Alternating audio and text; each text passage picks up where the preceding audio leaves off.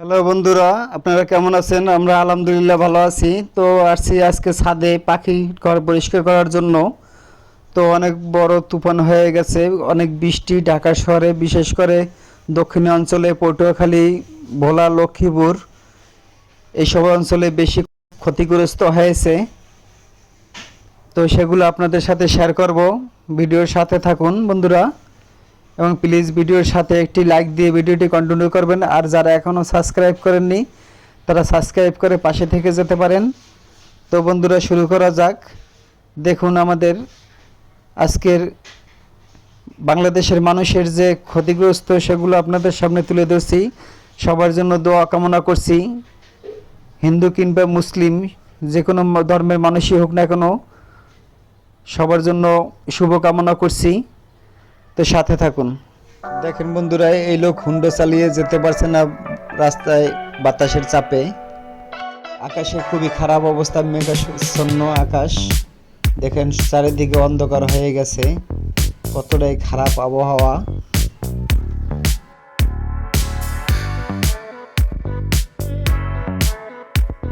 বাড়িঘর বিপর্যস্ত দক্ষিণ অঞ্চলের মানুষের। নদী আর গ্রাম পানিতে সমতল হয়ে গেছে, বোঝার কোনো উপায় নেই কোনটি নদী।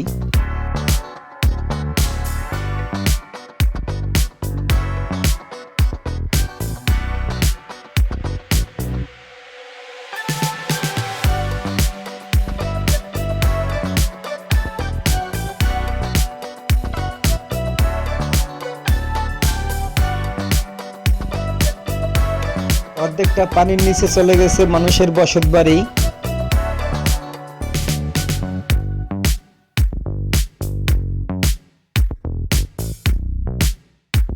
একদিনের ব্যবধানে পুরো লন্ডভন্ড হয়ে গেছে দক্ষিণ অঞ্চল। দুর্ঘটনার হাত থেকে রক্ষা পেতে ছোট বড় নৌযান চলাচল বন্ধ রাখা হয়েছে। অধিকাংশ মানুষই জায়গা পাচ্ছে না একটু আশ্রয় নেওয়ার মতো। যে যেভাবেই পারছে পানিবন্দী এলাকা থেকে সরে যাওয়ার চেষ্টা করছে।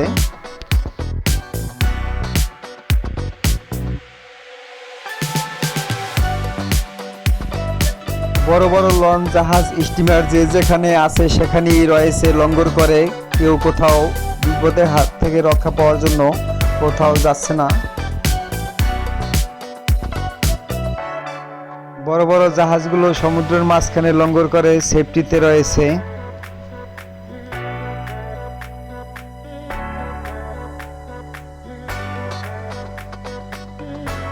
আবহাওয়া অফিস থেকে এই শক্তির পূর্বাভাস আগে থেকেই জানানো হয়েছিল।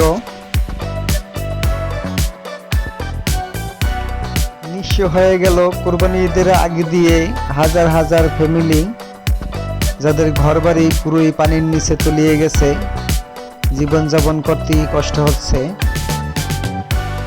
এই জলোচ্ছ্বাস থেকে রেহাই পায়নি দালান কোঠাও, সব তলিয়ে গেছে পানির নিচে। আবহাওয়া অফিস থেকে আগামী শনিবার পর্যন্ত আরও আবহাওয়া খারাপ থাকতে পারে জানানো হয়েছে।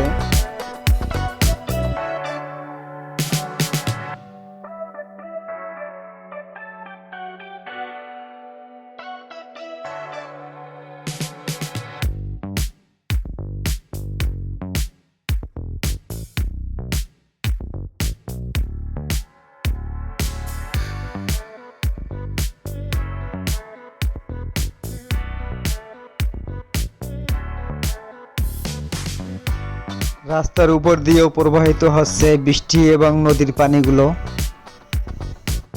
জীবনের ঝুঁকি নিয়ে সংবাদকর্মীরা চেষ্টা করছে মানুষের কাছে খবরগুলো পৌঁছে দেওয়ার জন্য। নৌকায় ভাসমান অবস্থায় বৃষ্টিতে ভিজে সংবাদ সংগ্রহ করছে সংবাদকর্মীরা।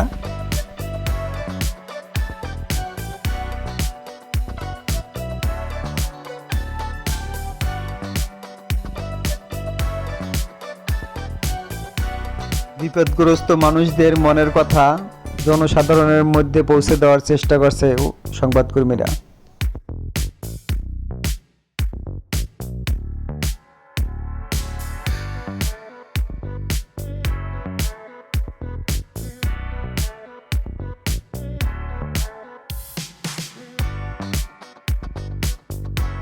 বন্ধুরা আমার ভিডিওটি বেশি বেশি শেয়ার করবেন এবং আমার ভিডিওর মাধ্যমে জানিয়ে দিতে চাই বাংলাদেশের উচ্চবিত্ত ধনী ব্যক্তিদের এ ধরনের অসহায় ক্ষতিগ্রস্ত মানুষের পাশে দাঁড়ানোর জন্য। আমাদের মতো মানুষ তো কিছুই করতে পারবে না, শুধু এদের জন্য দোয়া করতে পারবো আল্লাহর কাছে, বলতে পারবো আল্লাহ এদেরকে রহমত করো, কুরবানি ঈদের আগেই এদের বিপদ থেকে মুক্ত করো।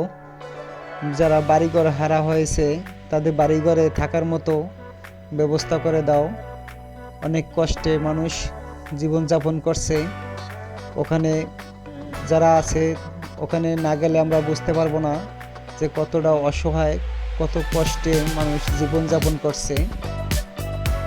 আমরা পেট ভরে খেয়েও দেখা গেছে একটু না ঘুমোতে পারলেই থাকতে পারি না, কতটাই অসহ্য লাগে।